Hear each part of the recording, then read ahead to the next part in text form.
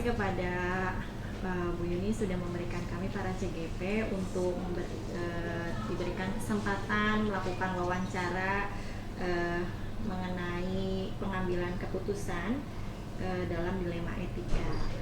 Nah mungkin nanti teknis wawancaranya akan bergantian ya Bu Yun. Ada beberapa hal yang ingin ditanyakan sebetulnya terkait bagaimana Ibu mengambil keputusan dalam menghadapi beberapa problematika yang ada di sekolah, beberapa dilema etika yang mungkin bisa saja bertentangan dengan nilai-nilai. Mungkin dari saya dulu Bu, untuk pertanyaan yang pertama, bagaimana Ibu dapat mengidentifikasi kasus-kasus yang merupakan dilema etika atau bujukan moral? Ya. Dilema etika itu sendiri kan sebetulnya dua hal yang memang kepentingan yang seolah-olah kita bingung untuk memutuskan mana yang benar ataupun yang salah begitu. Dan ini biasanya terjadi di dunia pendidikan. Salah satunya biasanya kan anak-anak itu terlibat dalam kegiatan bermain, contohnya seperti bermain bola. Nah, pada saat itu mungkin ada hal-hal yang tidak sengaja, mungkin ada yang kena pukul atau kena tendang, sehingga itu memicu sebuah perkelahian. Nah, ketika dihadapkan dengan hal tersebut, biasanya pihak sekolah harus mengobservasi terlebih dahulu atau melakukan identifikasi terlebih dahulu. Ini sebetulnya kesalahan siapa begitu. Karena kita tidak bisa langsung memutuskan bahwa ini kesalahan si siswa yang bersangkutan ataupun kedua-duanya itu salah. Makanya dalam pengambilan keputusan kita harus bisa menuangkan intuisi kita, baik itu pengalaman-pengalaman juga yang sebelumnya itu biasanya ini terjadinya karena apa begitu. Jangan langsung membuat sebuah keputusan ini adalah kesalahan si personal begitu.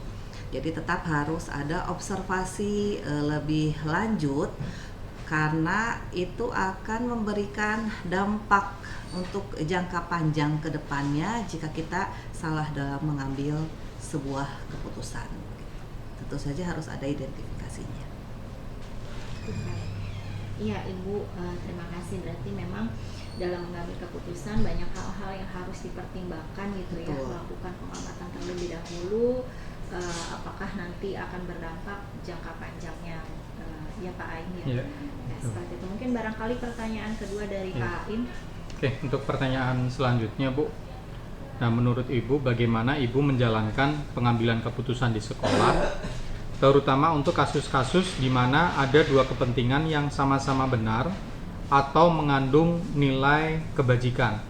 Ya, tadi sebetulnya sudah sekilas saya sampaikan bahwa ini kan pengambilan keputusan itu harus kita pertimbangkan efek kedepannya itu seperti apa, karena bukan hanya yang kita pikirkan itu pada hari tersebut begitu ya.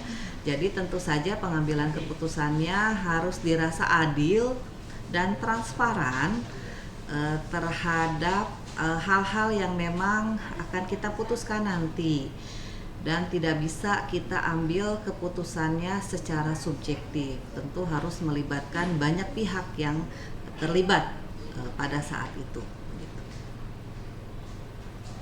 Oke, jadi memang ketika ingin mengambil sebuah keputusan berarti Ibu selaku kepala sekolah harus dalam artian melibatkan beberapa komponen ya Bu ya. Betul. Tidak hanya siswa yang terlibat, namun juga di sekolah itu kan ada elemen masyarakat sekolah ya, warga sekolah begitu, komunitas bisa sekolah, dari gurunya ataupun siswanya ataupun komunitas sekolah yang lain begitu. Okay. Berarti di sini juga mungkin tetap melibatkan dari guru-guru senior yang seringkali bisa mungkin membantu dalam melihat situasi dari berbagai perspektif sebelum keputusan itu diambil ya Bu ya. Betul. Oke. Ya, mungkin Berikutnya, pertanyaan berikutnya ya, Bu. Untuk langkah-langkah sendiri nih Bu, langkah-langkah atau prosedur seperti apa nih yang biasanya Ibu lakukan selama ini?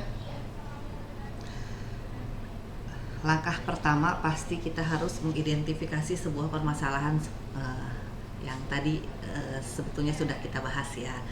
Kemudian setelah itu informasi-informasi pun harus kita kumpulkan sedetail mungkin, selengkap mungkin. Karena tanpa adanya informasi yang jelas kita tidak bisa membuat sebuah keputusan pada saat itu. Kemudian kita harus juga setelah pengumpulannya pasti kita harus melakukan analisis. Harus seperti apa nih keputusan yang akan kita ambil? Apakah sesuai dengan kebijakan-kebijakan sekolah kita? Jangan sampai itu bertentangan.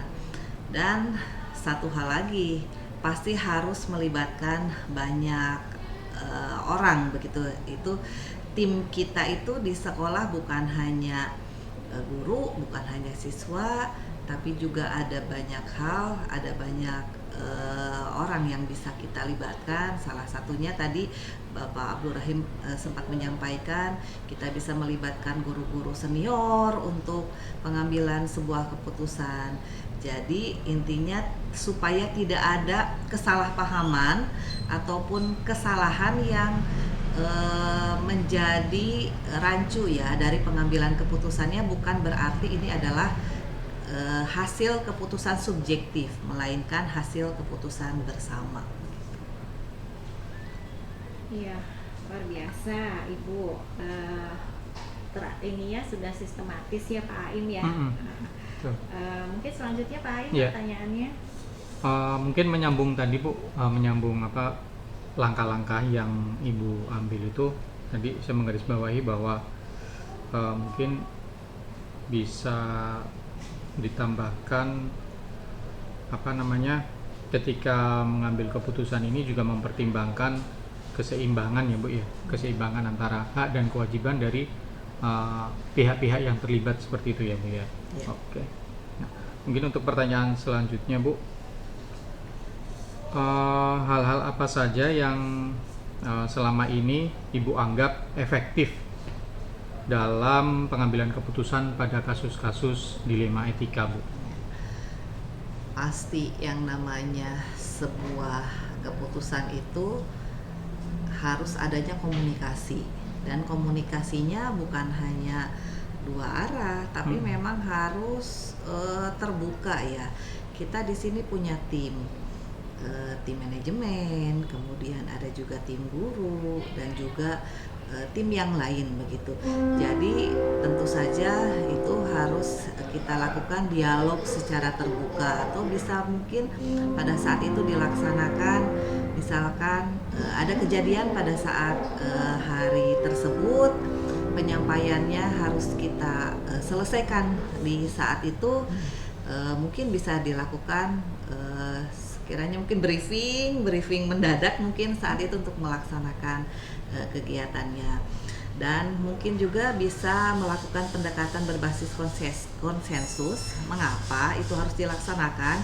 Ini untuk meminimalisir adanya kesalahpahaman yang timbul di kemudian hari setelah pengambilan keputusan ini dilakukan. Karena kalau misalkan pengambilan keputusan ini sudah kita terapkan, pasti akan melibatkan pihak luar.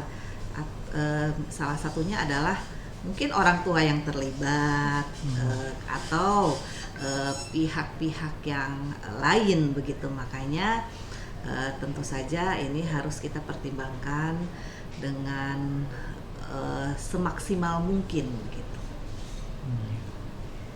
Iya. Terima kasih Bu atas jawabannya. Ya, Pak Aim sudah ya bertanya tadi. Saya agak tertarik dengan tadi pelibatan untuk adakah sebelum pengambilan keputusan itu melibatkan orang tua atau stakeholder Bu? Ya. Ketika pengambilan keputusan, kita ini lingkungan pendidikan yang pasti di dalamnya ada orang tua yang terlibat. pihak-pihak yang terkait itu bukan hanya orang tua, tapi juga masyarakat sekitar kita. Tentu saja hal ini juga harus melibatkan pihak-pihak luar begitu. Iya, baik, luar biasa. Pertanyaan selanjutnya, Bu. Tadi mungkin sempat sekilas terjawab juga ya, apabila memang sangat urgent gitu harus diambilkan sebuah keputusan, maka akan dilakukan briefing di tempat saat itu ya. Nah, mungkin adakah jadwal tertentu nih, misalkan kasusnya agak lumayan ya untuk penyelesaian kasus dilema etika, itu harus langsung, atau memang ada juga yang kasusnya harus terjadwal diselesaikannya, itu bagaimana, Bu? Kasus itu kan berbeda-beda ya. Ada yang memang saat itu kita langsung bisa melakukan keputusannya on the spot di tempat, dan juga memang kita harus tadi seperti ada yang saya sampaikan di langkah-langkah awal. Selain identifikasi, kita harus pengumpulan informasi, kemudian harus juga analisis, dan itu memang membutuhkan waktu yang cukup lama, tidak bisa diselesaikan dalam satu waktu.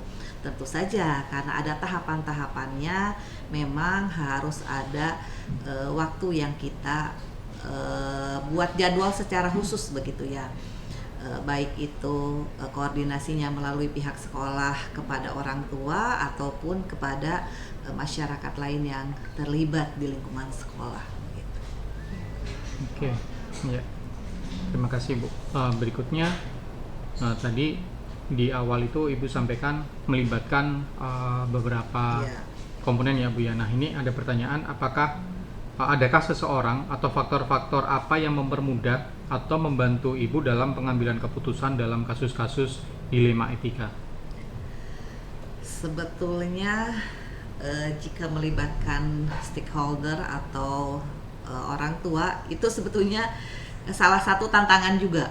Sebetulnya menjadi salah satu tantangan karena kadang apa yang kita sampaikan atau yang kita buat sebuah keputusannya itu bertentangan dengan apa yang mungkin pihak luar itu pikirkan atau dapatkan begitu. Nah, karena memang melibatkan pihak luar, tentu saja saya pun harus sangat berhati-hati dalam mengambil sebuah keputusan.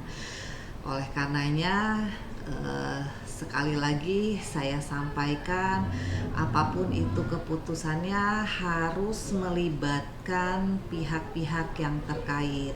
Yang biasanya saya ajak pertama untuk sharing terkait hal tersebut tentu saja tim manajemen, yang di dalamnya ada wakil kepala sekolah, kemudian ada juga kepala program keahlian, kemudian baru kami libatkan guru-guru dan juga melibatkan warga sekolah yang lain jikalau perlu, karena memang tidak hanya keputusan yang harus saya selesaikan atau saya buat sendiri, tapi juga memang harus sesuai dengan hasil keputusan bersama. Mungkin juga tidak terlepas dari kode etik pendidikan, Bu Betul, ya. Betul, karena memang kan ada kode etik. Iya, serta kebijakan-kebijakan pemerintah yang sebagai pembantu lah, pedoman yang membantu dalam pengambilan keputusan. Oke, terima kasih, Bu. Iya, baik Ibu. Pertanyaan terakhir mungkin ya ini, apakah memang menurut Ibu pembelajaran apa yang dapat Ibu petik dari pengalaman yang Ibu ambil nih selama mengambil keputusan yang memang di dalamnya banyak mengandung dilema etika? Ya, tentu saja banyak hal yang saya bisa ambil begitu. Salah satunya ada rasa kerjasama, kemudian komunikasi yang terbuka, kemudian juga saling percaya untuk meredakan konflik tersebut. Karena di dalamnya tadi sudah saya sering saya sampaikan tadi berkali-kali begitu, bahwa hal-hal tersebut harus memunculkan banyaknya komunikasi yang intensif, sehingga di dalam komunikasi itu dibutuhkan rasa kejujuran dari pihak-pihak yang saya libatkan begitu. Otomatis itu menumbuhkan rasa kepercayaan saya kepada rekan-rekan yang memang saya ajak berbicara atau saya ajak diskusi begitu. Kemudian karena memang itu sangat penting jika memang hal itu dilaksanakan secara transparan. Artinya kegiatan apapun atau kejadian apapun tidak saling menutupi. Walaupun misalkan ini adalah kejadiannya melibatkan misalkan wali kelasnya ini adalah anaknya saya, misalkan seperti itu. Jadi sebisa mungkin baik itu yang terlibat di kejadian-kejadian tersebut itu adalah misalkan yang ada kaitannya perannya itu dengan yang bersangkutan, sehingga saya merasa tidak enak untuk menyampaikan hal-hal yang tidak baik atau menyampaikan pendapat yang dirasa kurang efektif begitu. Tentu saja itu tidak boleh dilakukan seperti itu. Jadi mulai harus tumbuh rasa kejujuran dari pihak-pihak tersebut. Ya, baik Ibu, terima kasih banyak atas sesi wawancaranya, Bu. Pak Aing masih punya pertanyaan atau sudah? Ya, mungkin menggarisbawahi aja, bahwa menyimpulkan dari hasil wawancara ini mungkin ke pembelajaran yang bisa kita ambil ketika kita sama-sama mengambil keputusan ya yang terkait dalam dilema etika ini. Memang dalam pengambilan keputusan terkait dengan dilema etika ini adalah tentang menemukan keseimbangan ya, Bu ya, keseimbangan antara keadilan, kebijaksanaan dan empati dalam proses pengambilan keputusan tersebut. Mungkin itu saja. Iya, dan mungkin menambahkan apakah keputusan yang diambil itu akan berdampak di saat berdampaknya itu apakah jangka pendek atau jangka panjang, mungkin seperti itu ya Pak. Harus diperhitungkan, harus dipertimbangkan, karena kita tidak bisa mempertimbangkannya atau berpikirnya ini udah hari ini aja begitu, tapi kedepannya itu kita harus pikirkan. Iya, karena mungkin ya memang betul ya untuk sama-sama menjaga keseimbangan tadi dan juga integritas sekolah, gitu ya. Iya. Oke. Baik Ibu, terima kasih banyak atas waktunya. Kami cukupkan ya untuk sesi wawancara kali ini. Kita tutup pertemuan kali ini dengan hamdalah ya Pak Aing. Ya, terima kasih banyak. Wassalamualaikum warahmatullahi wabarakatuh. Waalaikumsalam warahmatullahi.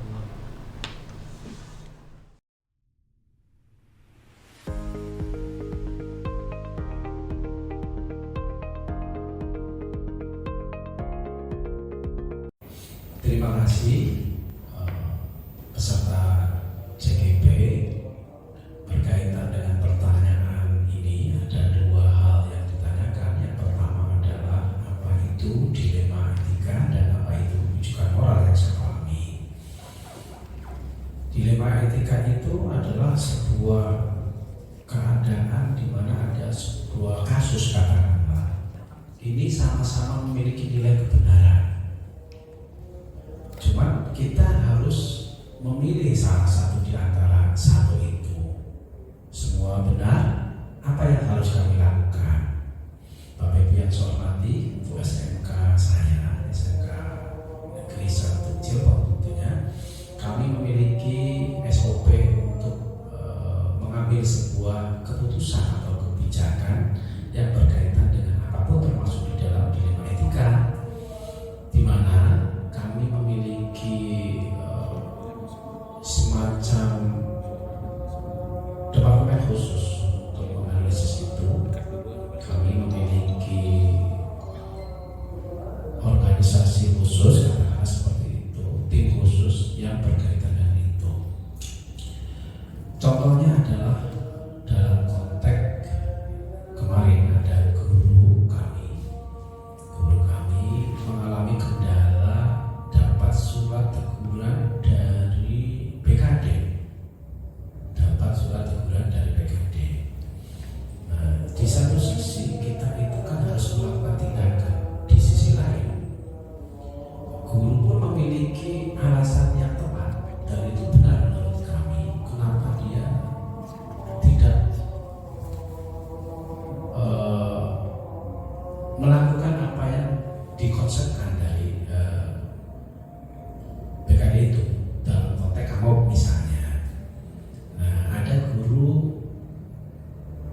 menurut data yang ada di dalam PKD ini, kamopnya itu kosong selama 1 minggu berturut-turut.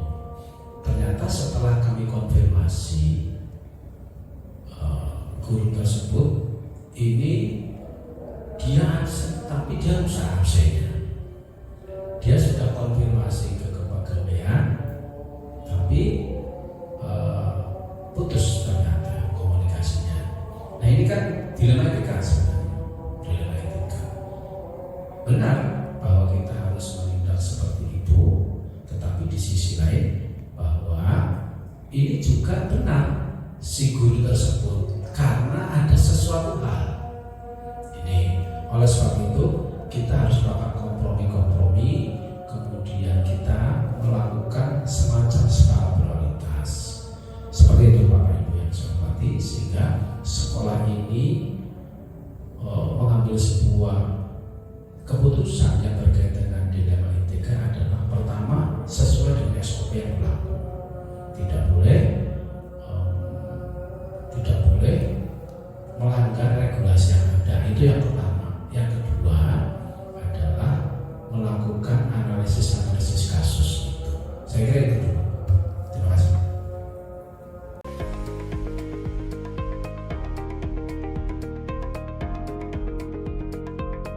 Baik, berkaitan dengan pertanyaan yang kedua, bahwa bagaimana sekolah mengambil sebuah keputusan dari dua masalah yang dianggap benar itu tadi.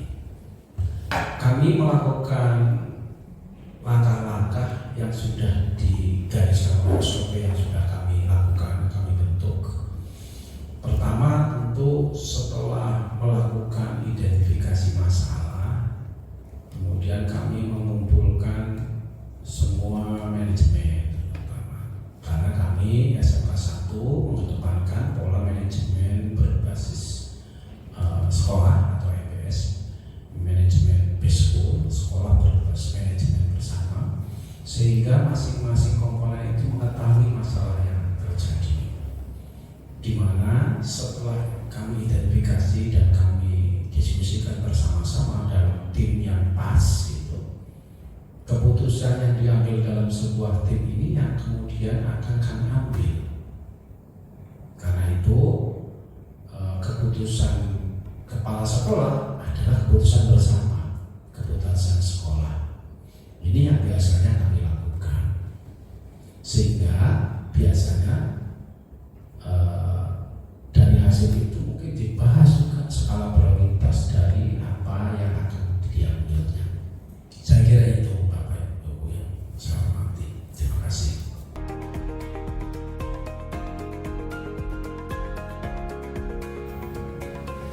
Ya, langkah atau prosedur yang kami ambil biasanya pertama kami mengumpulkan informasi dulu. Ya, setelah kami kumpulkan informasi, kemudian kami kumpulkan tim itu tadi, manajemen, untuk membicarakan dan mengumpulkan informasi yang benar apa yang terjadi. Kemudian kami melakukan identifikasi masalah. Setelah identifikasi masalahnya itu teridentifikasi dengan baik, kemudian kami menentukan kepentingannya sama diskusi dong, dalam konteks brainstorming seperti itu. Kemudian setelah itu kami melakukan analisis opsi, mana yang kira-kira paling memungkinkan dari hal yang akan kami ambil kesimpulannya tadi. Kemudian dari tim itu setelah digodok bersama-sama, kami mengambil sebuah suara, terjadi kesepakatan berdasarkan tadi yang sudah kita bicarakan bersama-sama. Habis itu baru sebuah keputusan yang diambil kemudian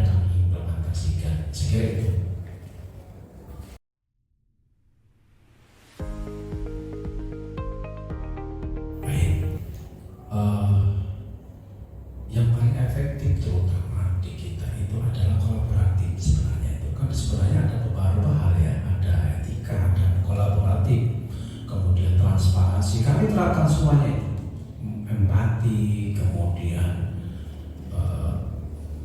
pendidikan dan kesadaran, personal approach juga, itu tuh. Nah, yang paling utama di kita itu adalah kolaboratif. Ini kami sesuaikan dengan konsep yang kami terapkan di sekolah kami, yaitu manajemen berbasis sekolah berbasis manajemen atau MBS tadi. Sehingga ini akan menjadikan tolak ukur keberhasilan kami sebenarnya. Dan nyatanya selama beberapa tahun ini kami menerapkan pola kolaboratif antar jurusan, antar personal.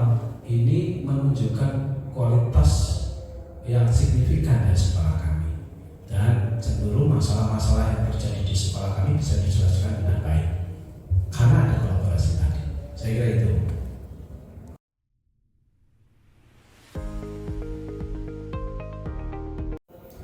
Terima kasih. Ada hal tantangan yang sangat memberatkan bagi kita sebenarnya. Itu kan berkaitan dengan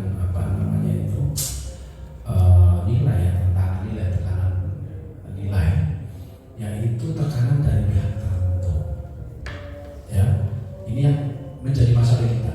Tapi alhamdulillah dengan kekompakan dan kolaborasi kita tadi, dengan manajemen yang kita bangun bersama, ini bisa terselesaikan dengan baik.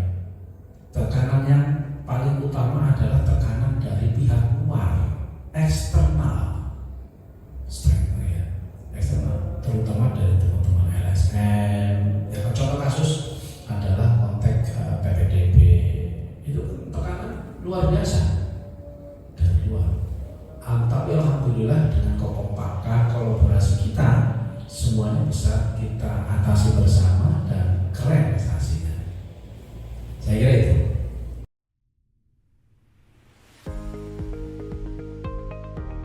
Terima kasih.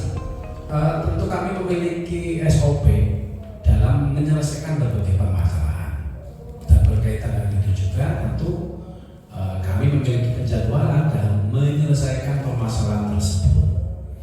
Ada kasus-kasus yang bisa diselesaikan secara improvisasi di saat itu juga.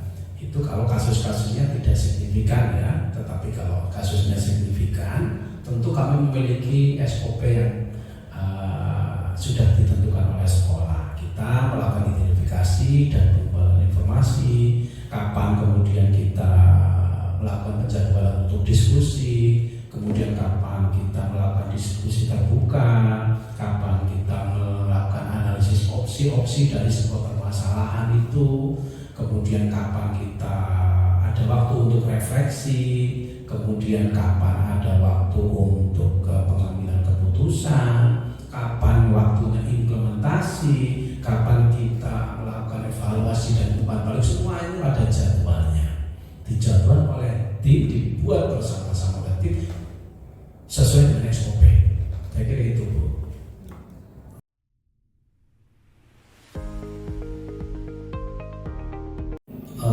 Banyak faktor sebenarnya, banyak faktor yang mempengaruhi itu, tetapi yang paling utama adalah tim kerja kami yang solid.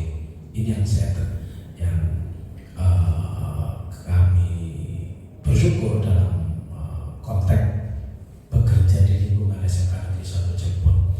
Saya lihat dalam 3 tahun ini tim kerja kita sangat solid sekali, dan tentu ini harus kita pertahankan, tim kerja yang solid, bahwa walaupun kita itu banyak jurusan, tetapi kita itu satu SMK.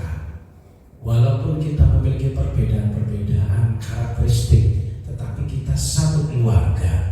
Ini yang menjadikan kita SMK menjadi lebih maju lagi.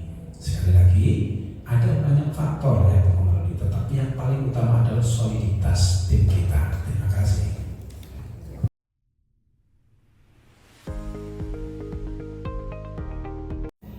Baik, terima kasih. Ini pertanyaannya keren banget, yang nomor 8. Apa yang bisa dipetik? Ada banyak nilai yang bisa kami ambil dari apa yang selama ini kita lakukan, terutama dalam